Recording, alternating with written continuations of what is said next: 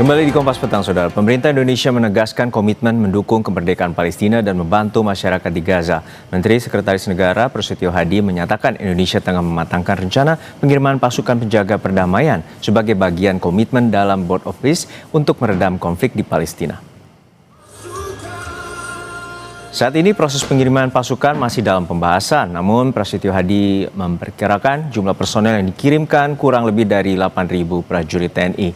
Namun detail teknis penempatan dan prosedur anggaran masih dalam tahap pembicaraan negara anggota BOP. Seluruh tahapan pengiriman akan mengikuti kesepakatan negara-negara anggota Board of Peace. Keikutsertaan Indonesia dalam BOP diharapkan meringankan penderitaan warga Gaza. Ke Gaza itu benar jumlahnya 8.000. Itu kan bagian dari pasukan perdamaian. Secara total kalau Indonesia itu berapa?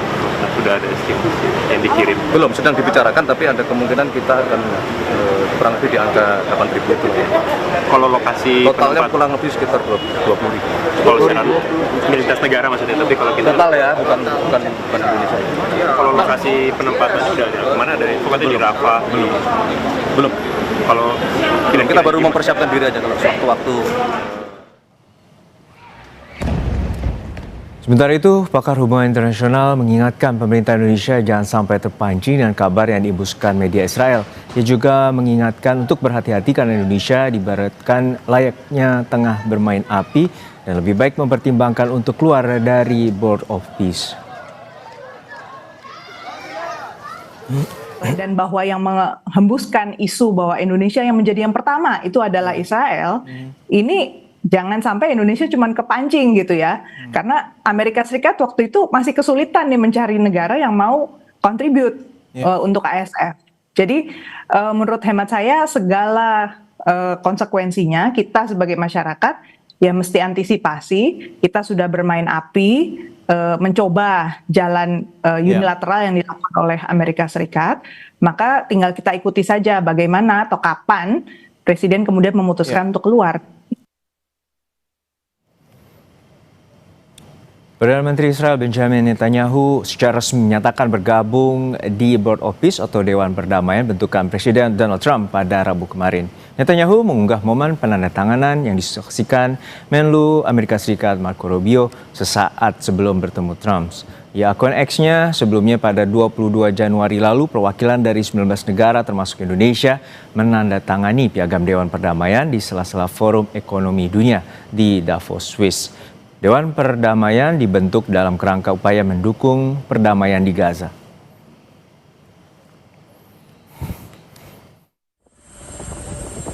Sebelum bertolak ke Washington DC untuk bertemu dengan Presiden Amerika Serikat, Perdana Menteri Israel Benjamin Netanyahu mengungkapkan isu yang ia akan bahas bersama Trump, yakni pandangan Israel terkait Gaza dan soal negosiasi dengan Iran. Netanyahu menambahkan bahwa pertemuannya yang berulang kali dengan Trump mencerminkan kedekatan unik Israel dengan negara itu dan hubungan luar biasa dirinya dengan Donald Trump. בנסיעה הזאת אנחנו נדון בשורה של נושאים, עזה, האזור, אבל כמובן בראש ובראשונה במשא ומתן עם איראן. אני אציג בפני הנשיא את התפיסות שלנו לגבי העקרונות במשא ומתן, העקרונות החשובים, ובעיניי הם עקרונות חשובים לא רק לישראל, אלא לכל מי שבעולם רוצה שלום וביטחון במזרח התיכון. Pengiriman pasukan perdamaian Indonesia ke Gaza di bawah naungan atau mandat dari Board of Peace bentukan Presiden Amerika Serikat Donald Trump. Lalu bagaimana risiko bagi Indonesia jika tetap mengirimkan pasukan ke Gaza? Kita bahas bersama Guru Besar Hukum Internasional Universitas Indonesia, Prof. Hikmawanto Juwana. Selamat sore, Prof. Selamat sore, Mas Jono. Sehat ya? Ya.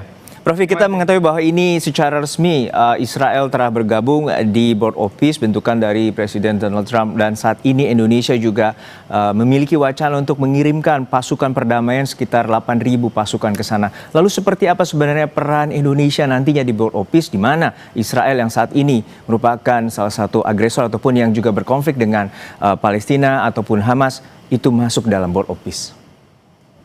Ya, pertama gini ya. Memang Israel baru mengikuti Board of Peace menandatangani piagam ini kan kemarin gitu ya, waktu Amerika. itu karena Perdana Menteri Netanyahu tidak hadir di Davos, dan ada berita yang mengatakan dia khawatir karena Swiss ini masuk di dalam Uni Eropa, dan kemudian yang dikhawatirkan bahwa Uni Eropa akan membawa Netanyahu ke pengadilan di ICC. Oleh karena itu dia baru menandatangannya di Amerika. Nah, dengan masuknya Israel, maka ini di BOP, kalau kita bicara Gaza, itu tidak akan ada imbangan. Kenapa? Israel ada tapi Palestina tidak ada. Walaupun Palestina ada di dalam komite, di bawah gitu ya. Tapi di dalam sini tidak ada. Yang ketiga yang perlu diperhatikan adalah Perdana Menteri Netanyahu beberapa waktu yang lalu, mungkin hitungan beberapa hari yang lalu, itu sudah mengatakan bahwa Israel sebagai penguasa di Gaza tidak akan membiarkan Palestina merdeka di atas tanah Gaza. Nah, ini kan artinya apa? Two state solution tidak akan terjadi. Ya, kalau misalnya kita masuk dalam BOP, kemudian kita menjadi kuda Trojan, keluar dan kemudian kita coba pengaruhi Trump, nggak akan terjadi. Karena Trump lebih percaya pada Netanyahu daripada misalnya negara-negara Islam, bahkan Indonesia. Nah, oleh karena itu, dengan Ya, two-state solution mungkin akan sulit terjadi bila ada Israel di sana dan juga tidak ada kejelasan terkait dengan otoritas Palestina yang bergabung di BOP. Saat ini kami juga telah terhubung dengan pakar hubungan internasional dari UNPAD, Pak Teguh Reza Shah. Pak Teguh, untuk saat ini sebenarnya Indonesia telah berkomitmen untuk bergabung di bentukan Dewan Perdamaian oleh Trump. Lalu seperti apa sebenarnya? Karena pemerintah meyakini bahwa perdamaian Palestina dapat diwujudkan dengan Indonesia berperan di sana. Terima kasih. Saya pikir Indonesia masuk ke dalam Board of Peace itu dengan perhitungan yang sangat berat, perhitungan sangat matang, tapi juga sangat hati-hati. Karena kita perhatikan Palestina selalu minta kepada Indonesia, mohonlah katanya, kira-kira ya, dalam semua forum-forum internasional yang membahas Palestina, kami hanya percaya sama antum, kami hanya percaya pada Indonesia begitu. Jadi berbekal idealisme Indonesia, berbekal juga harapan dari masyarakat Palestina tersebut, dan juga tentunya dalam hal ini komitmen Indonesia itu harus tegas, two state solution itu harus berjalan dan Palestina itu harus benar-benar berdiri. Dan tentunya di dalam Board of Peace ini Indonesia juga sudah menghitung-hitung siapa kira-kira yang bisa diajak untuk berkoalisi kan. Walaupun sangat sulit. Otoritas Palestina tidak berada di sana, Pak Teguh.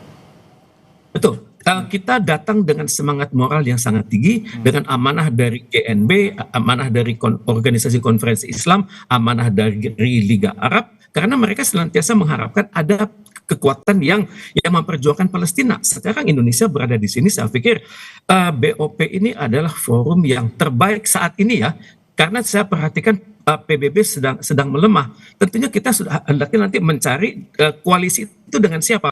Mungkin dengan Bahrain, mungkin dengan Mesir, mungkin dengan Jordan, mungkin dengan Kazakhstan, mungkin dengan Kuwait, kemungkinan juga dengan Maroko dan Pakistan, kemungkinan juga dengan Qatar, Saudi Arabia, dan Uni Arab Emirat. Walaupun koalisi ini mungkin goyang ya, karena negara-negara tersebut kemungkinan besar akan patuh pada Amerika Serikat. Tapi ujung-ujungnya Pak Prabowo dalam hal ini Indonesia akan berjuang sendirian. Nah, ini sesuatu hal yang sangat bagus. Secara keilmuan kita akan melihat bagaimana pertarungan David lawan Goliat yang sangat banyak tersebut. Pandangan Anda bagaimana, Prof. bahwa Indonesia diminta untuk lebih berperan aktif, terutama kepada negara-negara Muslim yang tengah bergabung di Board of Peace untuk membangun perdamaian dan juga two-state solution atau solusi dua negara? Ya, pertama adalah kalau Pak Reza mengatakan bahwa Palestina memintalah kepentingan dia disuarakan oleh Indonesia. Pertanyaan saya, Palestina yang mana nih? Otoritasnya yang siapa yang bicara dengan pemerintah kita? Saya mau tahu juga sih. Ya, jangan sampai cuman asal-asalan aja kita ngomong bahwa ini Palestina. Palestina yang mana? Itu satu.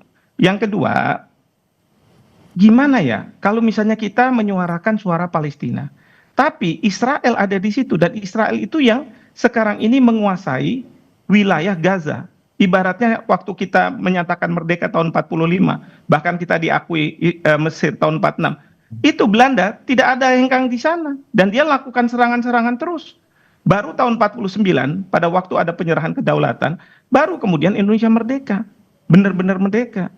Nah sekarang saya mau bertanya, kalau Netanyahu sebagai penguasa di sana, dia sudah buat pernyataan bahwa selama saya menjadi pemimpin, maka jangan pernah bermimpi akan ada negara Palestina berdiri di tanah Gaza. Itu sejak awal kan sudah nggak bisa. Ya, kita mau jadikan kuda Trojan gimana? Belum lagi sekarang yang memunculkan pasukan kita akan datang ke Gaza itu Israel Post, media di Israel. Coba gimana ceritanya, kita belakangan tahu, baru dia tahu. Tiba-tiba kok apa yang diberitakan cocok dengan apa yang akan dilakukan oleh pemerintah, mengirim pasukan. Saya khawatir pasukan memang kita kirim. Perdana Menteri Netanyahu dalam pidato beliau pada saat itu mengatakan, selain Palestina tidak akan diperkenankan untuk merdeka, kalau misalnya ada rekonstruksi Gaza, maka harus ada perlucutan senjata terhadap Hamas. Dan perlucutan senjata dia sudah mengatakan tidak mau dari Qatar, juga dia tidak mau dari Turki. Oke, pandangan Anda seperti apa, Prof. Teguh? Ya, baik. Bagaimana pandangan Anda, Pak Teguh, bahwa ini Indonesia akan sulit di mana ataupun Palestina akan sulit karena tidak ada otoritas Palestina berada di sana, Pak Teguh? Pertama, statement perihal Palestina yang mana dari Pak Hikmahanto. Saya mendengarnya langsung dari Pak Alwi Shihab ya dalam konsultasi saya minggu lalu. Tentunya Pak Alwi Shihab memiliki referensi yang jauh lebih baik daripada saya. Kemudian juga pada saat nanti rekonstruksi memang sangat sulit. Kita berhadapan dengan banyak hal yang dapat dikatakan sangat sulit, dan juga tentara kita kan Zeni kita kemungkinan besar akan sangat mengandalkan data intelijen dari atas pertahanan kita dari sekitar Timur Tengah tersebut. Dan untuk itu saya berpikir memang sulit, tapi bagaimanapun harus dicoba karena diplomasi itu membutuhkan kerja keras, dan saya pikir mumpung Board of Peace ini strukturnya belum jelas, disinilah peranan Indonesia untuk membawa ide-ide yang benar-benar berbeda. Mungkin ini idenya David melawan Goliat, tapi bagaimanapun Presiden kita sudah berkomitmen, kita harus masuk ke sana, kita harus memberi warna, dan kita harus berjuang untuk untuk Palestina. Ini komitmen ini yang harus dihargai. Kalau boleh saya potong di sini ya, kalau kita harus coba, kita bereksperimen kan berarti, tapi nyawa yang jadi pertaruhan, pasukan tentara kita yang harus jadi taruhan, gara-gara eksperimen. Tepat nggak nih Pak Teguh? Saya mohon maaf, saya teman baik sama Pak Teguh. Tepat nggak ya kalau misalnya kita mempertaruhkan para nyawa pasukan kita? Belum lagi bagaimana pasukan itu, katakanlah Zeni, yang saya dengar Zeni akan dikirim sama medis. Kalau medis sebelum Bapak Prabowo menjadi jadi presiden kan jadi menteri pertahanan, udah dikirim. Nah sekarang coba bayangkan, kalau Zeni kan rekonstruksi. Netanyahu sudah mengatakan, rekonstruksi baru terjadi apabila ada perlucutan senjata terhadap Hamas. Satu. Yang kedua, Jared Kushner pada waktu awal pertemuan BOP sudah menjelaskan ini akan di-develop ya, kompleksnya seperti ini dan lain sebagainya. Dan yang mendevelop itu adalah developer Israel Amerika, Yasir Gabay. Lalu tentara kita disuruh ngapain? Kalau Zeni kan urusannya konstruksi. Sekarang saya mau tanya, apa? Dan ketiga, mandat dari BOP itu terhadap tentara kita ada di sana tuh apa? Apakah seperti PBB, peacekeeping operation, atau kita harus semacam peacemaking? Artinya kita mungkin berhadapan-hadapan dengan tentara Hamas. Dan kalau tentara Hamas kita hadap-hadapi, itu yang namanya rakyat kita di Indonesia akan marah, akan justru menggerus legitimasi Bapak Presiden. Saya sayang sama Bapak Presiden. Pak Teguh, jangan sampai kita digerus seperti itu. Ya, baik. Terima kasih Prof. Untuk Pak Teguh, untuk saat ini sebenarnya ini apakah juga melangkahi prinsip politik bebas aktif di mana Israel juga berada di sana, dan ini memunculkan resiko geopolitik bahwa apakah Indonesia mendukung langkah Amerika Serikat terkait dengan konflik di Gaza, dan juga ada tadi resiko personel Tentara Nasional Indonesia yang saat ini menjadi pasukan perdamaian di Gaza rencananya. Saya setuju dengan Pak Hikmahanto. Nyawa itu tidak ternilai. Anak-anak kita itu harus berangkat komplit, pulang juga komplit, sehat walafiat. Cuman saya perhatikan ada suatu keunikan ya sekarang ya. Tampaknya Pak Prabowo ini, presiden kita, mencoba mengaplikasikan sesuatu hal yang sangat sulit, yang Bung Karno sendiri sulit lakukan. Yakni suatu prinsip vivere vere colossus amante.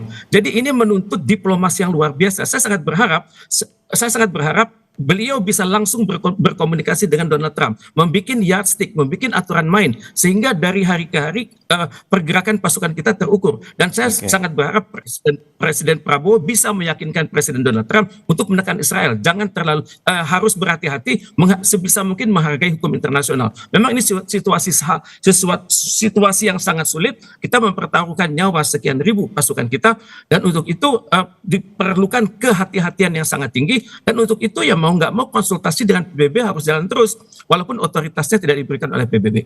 Baik, terima kasih atas perspektif Anda. Ini bukan mandat di Ya, PBB. singkat saja, Dan Prof. Mas Jono sedikit aja, bahwa menurut peraturan Menteri Pertahanan nomor 23 2020, ya, prinsip dasar operasi perdamaian itu tidak boleh ada keberpihakan. Nah, sekarang kalau misalnya BOP itu ada Israel di situ, pertanyaannya adalah apakah kita akan lebih berpihak pada Israel daripada ke Palestina. Belum lagi di dalam pasal 5B peraturan Menteri Pertahanan nomor 23 tahun 2000, di situ dikatakan misi perdamaian ini bisa saja misi perlucutan senjata. Kalau ini dipakai perlucutan senjata dan yang dilucuti hanya Hamas, tidak Israel, itu akan berbahaya. Baik, kita tangkap poinnya, Prof. Hik. Terima kasih atas perspektifnya. Hikmahanto Juwana, Guru Besar Hubungan Internasional dari Universitas Indonesia, dan juga Bapak Teguh Reza Shah, Pakar Hubungan Internasional dari Universitas Padjadjaran. Terima kasih atas waktunya. Sehat-sehat selalu, Bapak.